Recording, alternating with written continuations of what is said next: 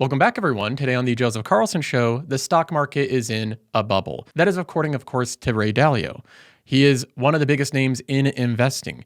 Ray Dalio manages hundreds of billions of dollars, and he says that we are in a bubble today. And Ray Dalio is not the only big notable name investor that believes we're in a market bubble. Of course, we have Michael Burry, who has said for some time that we're in a bubble, but instead of backing off of these claims as the market has gone up, he's doubling down. In fact, he's opened up a paid newsletter, a Substack, to detail out all of his in-depth views on this current AI bubble. So we have two huge personalities, Ray Dalio and Michael Burry, both claiming that we're in a massive market bubble. What exactly are they claiming? What stocks are they saying are in the bubble? And what does this mean for us investors? Should we be changing our portfolio as a result? We're going to be going over it and discussing all of it. Now, of course, we always have a lot of other news to get to. Google stock is on the move again, up another 6%, $317. Of course, this is my largest holding. We've gone over Google so much, but I just want to mention a couple things of why it's going up. One of them being this tweet from Mark Benioff, the CEO of Salesforce. He trashes ChatGPT while saying that he spent 2 hours on Gemini 3 and he's not going back. Why did he go out of his way to trash ChatGPT? We'll be taking a further look at that. And then, of course, we have my portfolios. We're going to be taking a look at my largest holdings, my recent buy-in to Mastercard. I've just bought Mastercard up to a $180,000 position. It's now my largest position. We'll be going into why I'm buying so much of it today. So we'll be getting into all of that. And then at the end of this episode, we'll also be going over my favorite things, including my favorite movies today, my favorite television shows, and games. So we'll be going over that as well. So we have all of that to get into, plus much more. And just a reminder before we jump in, if you haven't tried out Qualtrim.com, now is the time to try it out. Investing's all about reducing risk, and with Qualtrim, you take on zero risk. You can try out the platform and make sure you love it before you pay a dime. On Qualtrim, we have a testimonials page, and we didn't pay people for these testimonials. These are customers paying for Qualtrim. All of these are unedited, nothing has changed, and they're all real. So you can go through and read through the experiences other people have had using this platform. Simply put, Qualtrim turns you into a super investor by making it super easy to determine which company's good and which company's bad. You get all the information about the fundamentals of a stock at a glance. So try it out now with zero risk at Qualtrim.com. Now to kick things off, we look at the comments of Ray Dalio and Michael Burry about a market bubble. This has been going on for some time. We've had Michael Burry warning us for months now about a bubble. And as the market's gone up, he hasn't backed off of these warnings. Now, in some cases, Michael Burry has said sell in the past. And then later on, he said, I was wrong to say sell.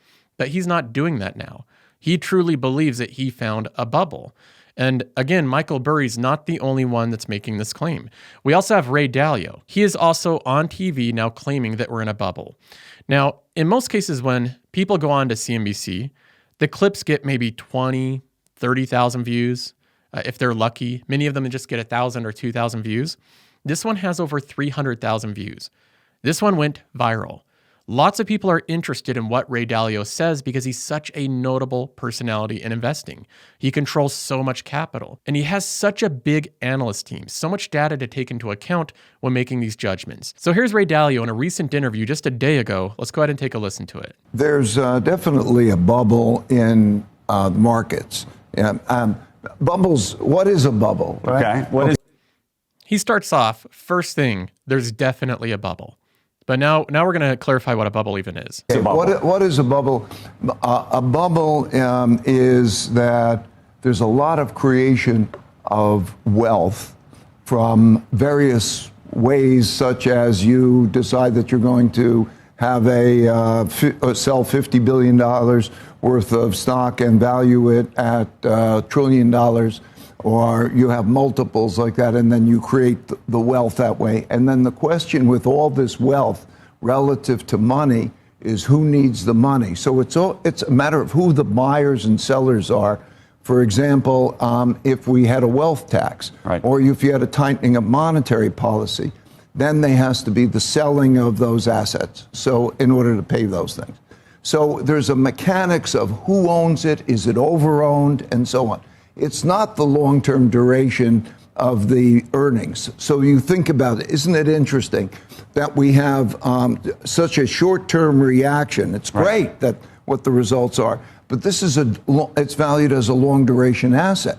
So for 25 years, the next 25 years, it's very unknown. we don't know what's going to happen. And bubbles don't happen because of good estimates of what in the future. It happens because of the need for cash. Do you sell that asset? Do you have to sell that asset for cash for somebody? Ray Dalio starts off by saying, yes, we're in a bubble, but then he goes on to define what a bubble actually is. So a bubble is an inflated amount of wealth, but then you actually have to define what wealth is. And this is where I think things get a little bit tricky. A lot of people think wealth is just money, but that's not really what wealth is. Wealth is the actual goods and services. It's the actual thing that's going on, the thing that's happening. It's the value that's being created. Money is a representation of wealth. If a stock goes up for no reason, there's nothing behind it, there's no product or service, there's no customers, is that really wealth? Let's say that I create a scam. Let's say that I invent a company out of thin air, and I say it's doing a lot of things that it's not doing. I say that it has 1 million customers, and it really doesn't. I say that it's making billions of dollars, and it's really not. Well, maybe the stock goes up. Maybe there's money entering into this stock. Is that really wealth? That's not wealth. That's just money. So the way that you would define wealth is by the actual goods and services that pay upon the money, pays upon the numbers in the future. And what Ray Dalio is saying here is that right now we have a lot of money going into the stock market. People are putting their money in it. But the wealth in terms of the actual goods and services that are paying for all this money, the customers, the things behind it, supporting it, is unknown. We can take a look at NVIDIA, and this is now a company that has a $4.45 trillion market cap. Whether or not this is actual wealth is determined on whether or not in the next 26 years, people will still be paying the same amount for NVIDIA products. In the next 26 years, the GPUs and the Blackwell chips and all of that will be in as big of demand or even bigger. The real wealth is by the products and services, not by the stock price inflating. So Ray Dalio is looking at all of this and saying, well, there's a lot of money going into the stock market. There's a lot of inflated prices. That gives a short-term wealth effect to the people that own these stocks. But that's not really true wealth unless the products and services really pay upon all of this wealth being created. Whether the customers are still paying the same amount or more for all these great companies. And that's a big unknown. We don't really know how NVIDIA is going to be doing over the next 25 years. We can make some good guesses, we can make some educated guesses, but we simply don't have that answer. Ray Dalio continues on to try to explain this point further. You take the 1929, and then you say, what made it go up and what made it go down? And that dynamic is the way bubbles work, right? And so if you take who has exposures, how much leverage is used, and so on. This is about 80% into a bubble that was 100% would have been 1929 and 2000. He continues on to highlight that an issue here is who actually owns the stock. Who's buying these companies? What leverage are they using? Are they day traders and momentum investors that will bail out of the stock at a moment's notice? Or are these actual long-term value investors? I think the real issue is who owns the stock. Okay. Is it in strong hands? Not just one stock. Right. Isn't it amazing we're talking about one stock for the stock market bubble and we're talking about for the economy bubble.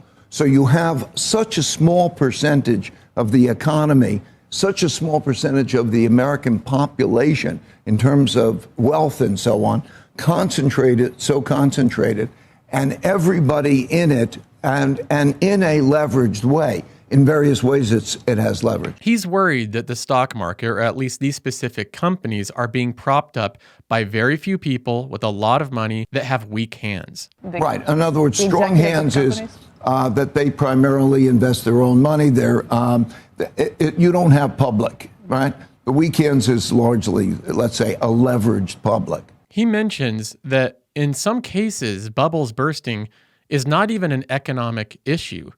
It's similar to 2022. That was a big bubble. Stocks came down, but that wasn't an economic issue. He also argues that in many cases, it's not even a multiples issue. So many people, when they're looking at bubbles, they're just looking at companies with high multiples. But he says that isn't the only indicator of a bubble. Sometimes it's just because people own the stock that really don't own it with their own money. They're highly levered, and the stock is trading a lot higher out of artificial boosted ownership. So he now says we're 80% of the way through a bubble. Yes, I have a bubble indicator that goes back to 1900. and it just makes has a number of indicators. How much leveraging? Who has the leveraging? Is it what is the amount of money in wealth that relative to the amount of cash that needs to exist, and so on? These indicators, there are a number of them, show that we're on that chart. If I was to show you the chart, it's about 80% of where it was in those two times. So basically, Ray Dalio and his team at Bridgewater created an algorithm that they can feed in all this economic data. They've gone all the way back to 1900 with all these different variables. They have different weightings, and it tries to measure where we are in our current bubble, and we're at 80%. So we're getting through it. We're very close to the tail end of this bubble where presumably it just pops. It appears like we're in dicey territory. That doesn't mean that that's the end of the move. I want to reiterate, a lot can go up before the bubble bursts. A bubble is an unsustained set of circumstances. It has unsustained amount of buying. It has an unsustained amount of valuation. It has, and then there's something that pricks the bubble. Is there a way to sustain this, though? You can't look at, don't sell just because there's a bubble. Okay? Don't sell just because of a bubble. But if you look at the correlations with the next 10 years' returns, when you are in that territory, you get very low returns. So he closes out his argument by saying that a bubble is an unsustainable situation. It can't go on forever. Now, of course, that's true. There are some circumstances today that are unsustainable. And it is true that when valuations go up, future prospective returns go down. Everybody knows this when they're investing in the market. But where I disagree with Ray Dalio, or one thing that I think is somewhat of a tactic, is whenever people are calling bubbles, it always seems like whether it's Michael Burry, whether it's Howard Marks, whether it's Ray Dalio or anyone else, they're always saying that we're almost at the end of the bubble. They'll never say that we're here, that it's going to happen imminently, that this isn't going to go on for more than a month. They're always saying that we're getting close to the end, but I can't say how long it will go on. And I believe that that is a tactic because that's the way that they can never be wrong. How can you be wrong in this situation? You can say that we're 80% of the way through a bubble, and then if the stock market goes up for another year, well, we're only 80% of the way. So this is a way of kind of hedging your bet. Ray Dalio can make this claim, and if the market continues to go up, he can say, well, we're only 80% of the way. Now we're 90% or whatever. Or he can kind of just say that circumstances changed and, the bubble was only 80% chance. It didn't really happen. What I think is missed here is any signal, because even while he's saying that we're 80% of the way through this bubble, notice how he says to not sell. Ray Dalio is not selling his stocks. He still owns enormous amounts of stocks. He's still fully invested. He's saying that there's this big bubble. He's saying it's like 1999 or whatever. And then he's saying, well, don't sell your stocks, just stay invested. So there's almost no signal that you can gain from this. What are investors supposed to do? He's giving very conflicting signals. When I look at this type of commentary from Ray Dalio, I keep coming back to the same thoughts that although we may be in a bubble, and I do agree with some of the environment being unsustainable, I also think that there's no point in concerning about it. I don't think there's anything you can do about it. Nobody has the ability to accurately time the top of the market and then again time the bottom after the bubbles burst. Ray Dalio completely missed the COVID sell-off and didn't time the bottom of it. His track record shows that he wasn't able to do that successfully. He didn't generate extra alpha during the biggest market sell-off in recent history. Even the people with all the most data, even the people with the giant hedge funds and teams of analysts can't time the top or the bottom. So they end up being put in a situation where even though they have some indicators, they may have an algorithm and some data, the best that they can do is say that we're 80% of the way in a bubble and continue to hold your stocks. There's no actionable evidence from what he said. And this is why I believe investing in many cases is much simpler than people want to make it out to be. Buy compounding machines. Hold them for long durations of time.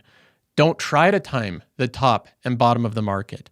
If we do go through a bubble and a big sell-off, those are opportunities to maybe put a little bit more cash in than you normally would. And if you want to be able to survive a bubble and even do well during one, simply invest with your own money. Don't take out any leverage.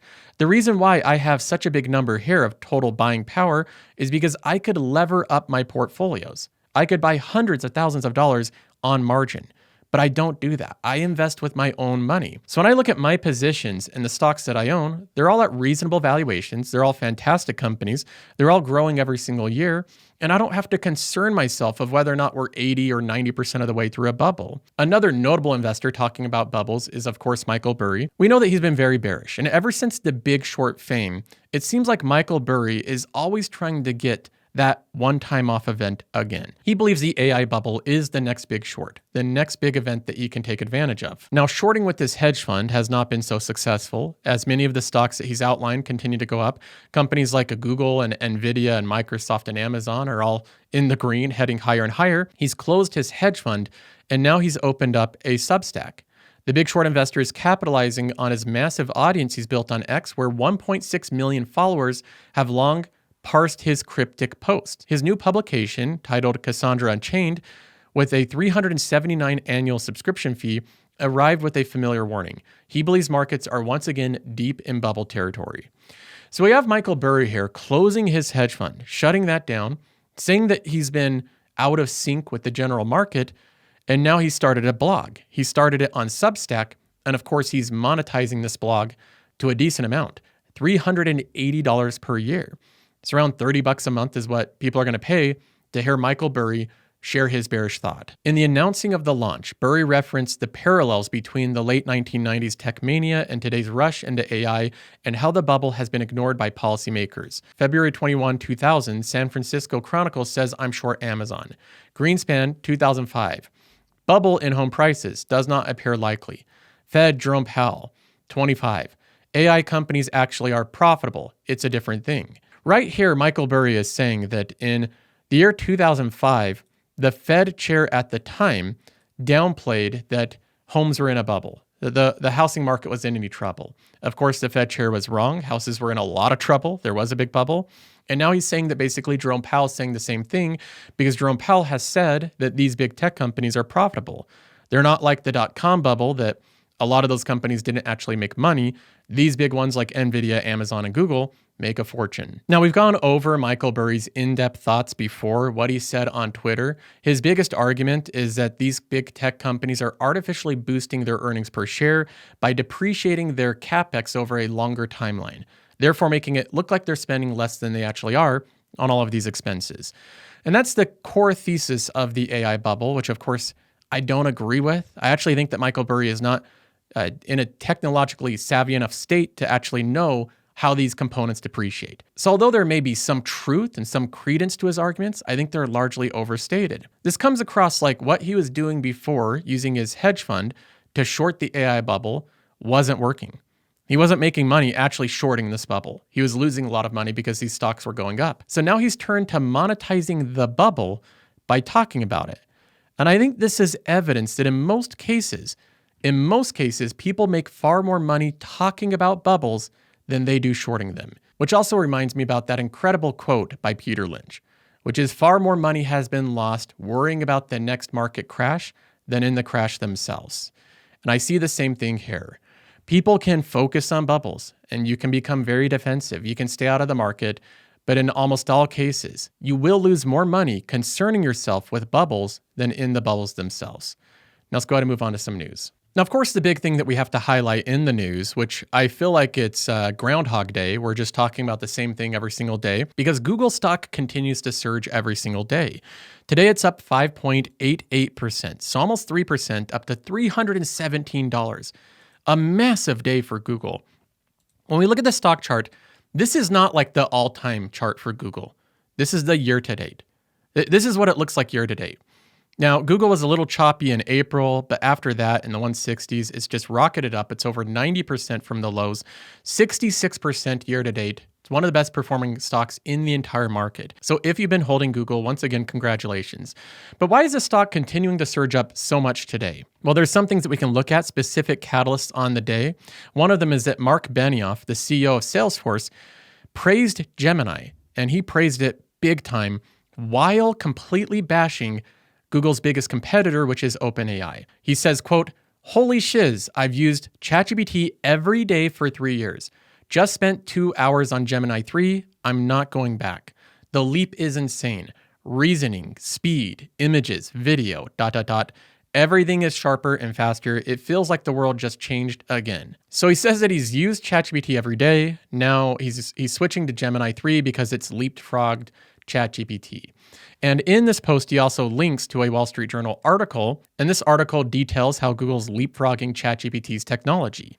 So we have this post from Mark Benioff. Google stock is up 5 to 6% on the day, and there's a couple interesting things about this post. One of them is that it does feel a little bit like it was written by ChatGPT. Like, I know he's bashing ChatGPT and he's praising Google, but this feels a little ChatGPT, doesn't it?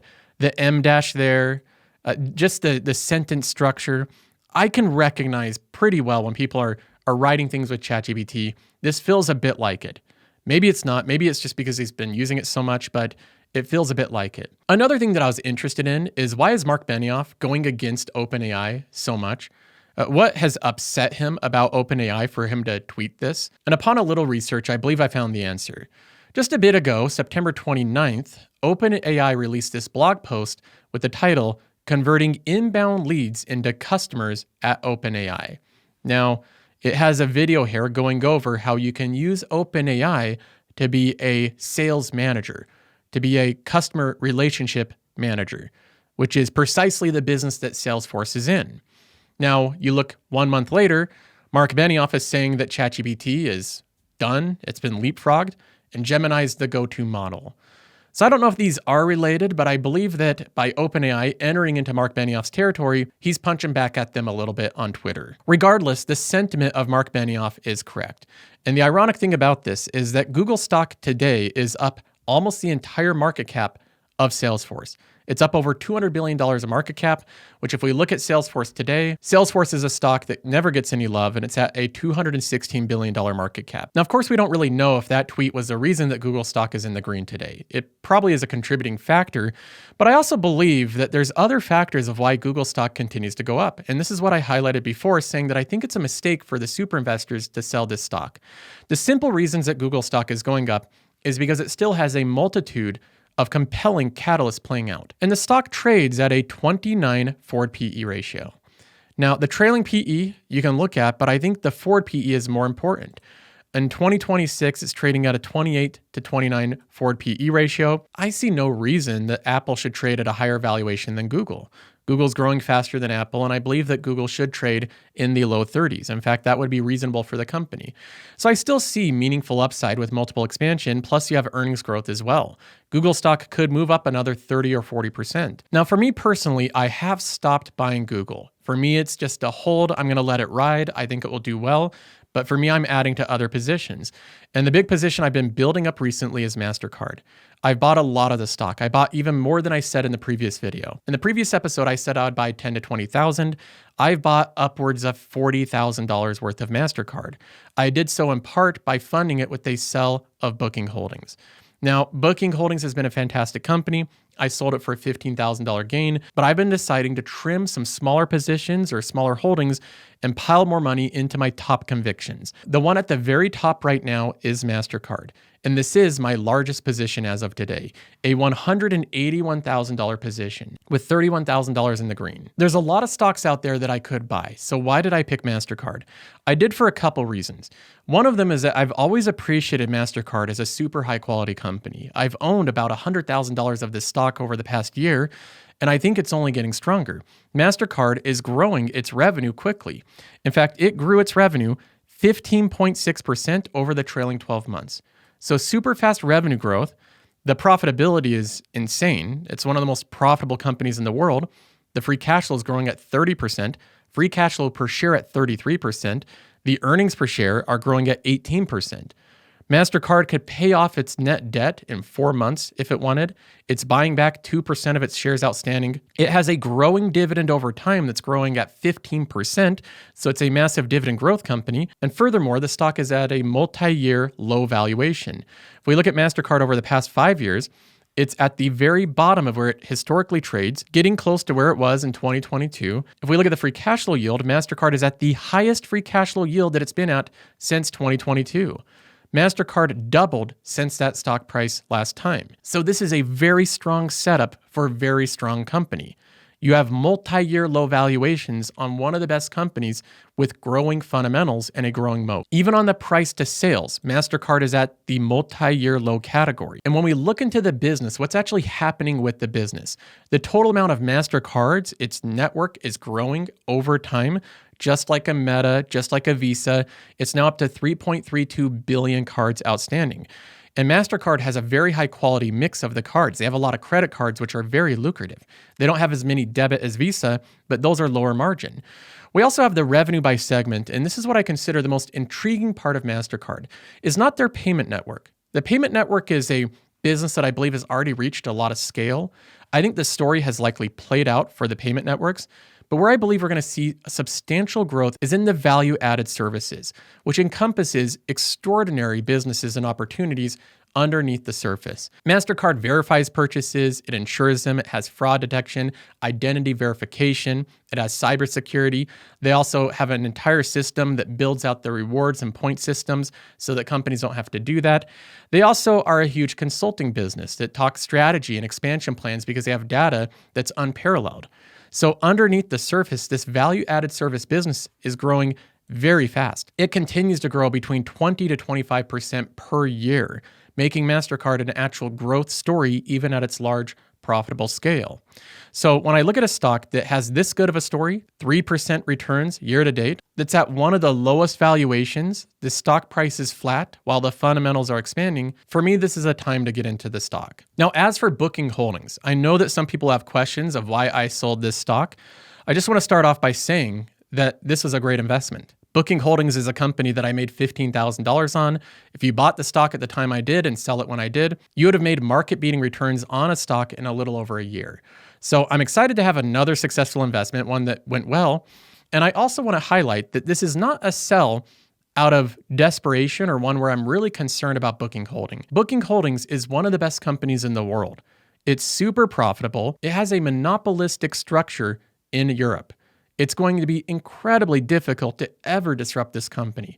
It'll continue to be extremely profitable for a long period of time. Booking Holdings is also a company that has a lot of expansion plans. They're going to mobile app. They're building out their digital ecosystem. They're coming up with new ways to market their product. So I am not bearish on Booking Holdings. I don't believe this stock is going to crater right after I sell the company. I look at it in very similar fashion to the same way that I look at Meta, to the same way that I look at Spotify or DoorDash or Uber, many companies that I'm also bullish on that I don't own. This is yet another stock that I'm very bullish on that I don't own. And the reason why is because I simply want to focus my holdings on the companies that aren't only really good, but the ones that I think are nearly indestructible. As good as Booking Holdings is, which again, it's fantastic, I don't think you can argue that it's as indestructible as a Visa or Mastercard.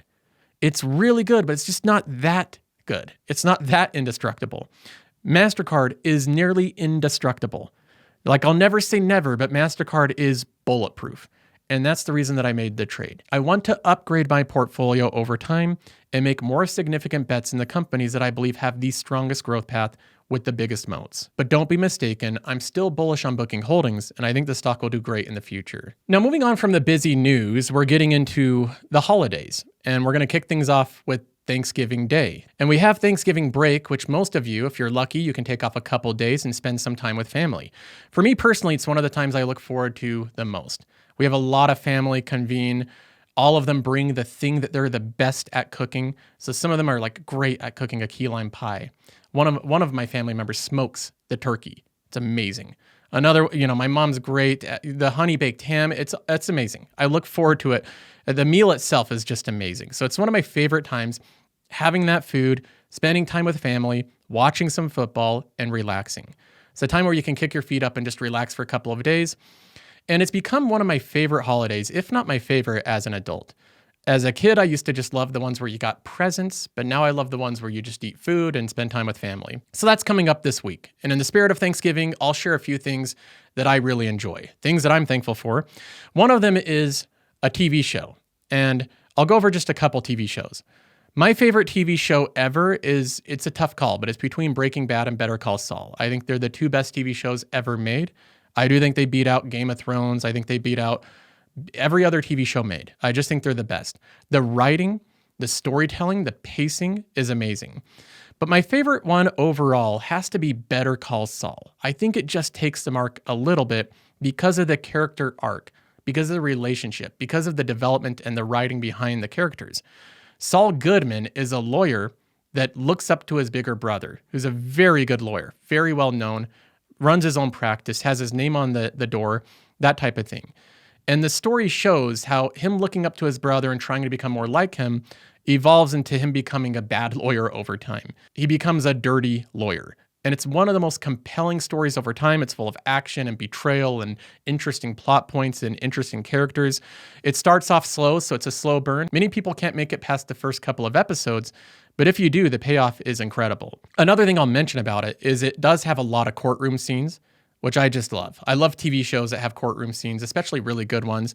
I love watching lawyers argue in front of a jury. At one point in time, I wanted to become a lawyer. I thought I'd be good at arguing in someone's behalf, arguing for them, giving them the best chance that they have. But once I found that lawyers spend most of their day doing paperwork, that idea fizzled out.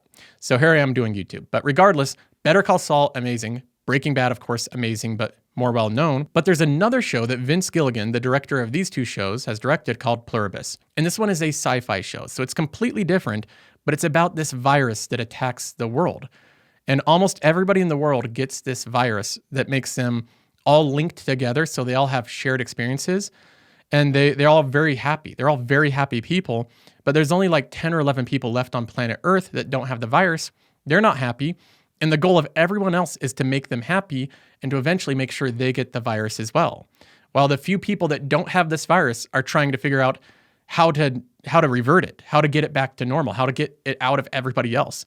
So it's this really weird, bizarre show, but it has all the same Vince Gilligan filming style, the very rich storytelling, character arc, the twists and turns that he's known for. So far, I'm really enjoying it. It's on Apple TV. I wish it was on Netflix, but it's a good one on Apple TV. In terms of movies, the movies that I've enjoyed the most recently, ones that you should check out, Thanksgiving break, Liam Neeson's Naked Gun.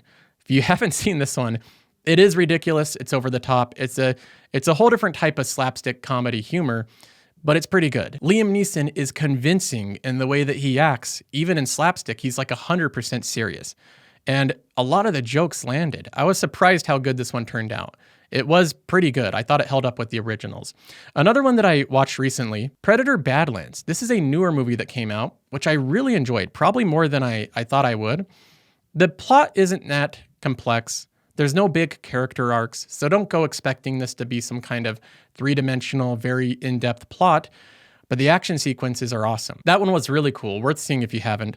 Other movies that I'm looking forward to, Dune 3 and The Odyssey. Those are two movies coming out from my favorite director next year. I'll be seeing both of them in IMAX. And if you haven't seen Dune 1 and 2, I think you're missing out. Now, outside of movies and TV shows, in terms of games, my favorite games to play right now, I'd have to say my favorite video game is Battlefield RedSec. This is a game where it's a little bit like a more mature Fortnite. You drop in on parachutes, you have weapons, and you go and fight each other. It's very fun. I've been playing it with some buddies. Every once in a while, I have to just disconnect from the stock market, disconnect from working and creating products and working on Qualtrim and content. I have to drop in, play with some buddies, and have some mindless fun. That game fulfills that. The other one that I've been playing is Duolingo Chess. That has been highly addicting. I've been playing chess for a couple months now, learning it brand new, and it's super fun. I'm at a low ELO. I'm just climbing up to like 1,000 ELO on Duolingo, which seems really hard. Like some of the players are pretty good and pretty quick, but I'm getting better. I am learning over time. That's been something new as well. So those are some of my favorite things. And if you want more exclusive episodes, you want more discussion about stocks, make sure you check out Qualtrim.com. It comes with the Discord community, which has hundreds of exclusive episodes. That's all for now. See you in the next one.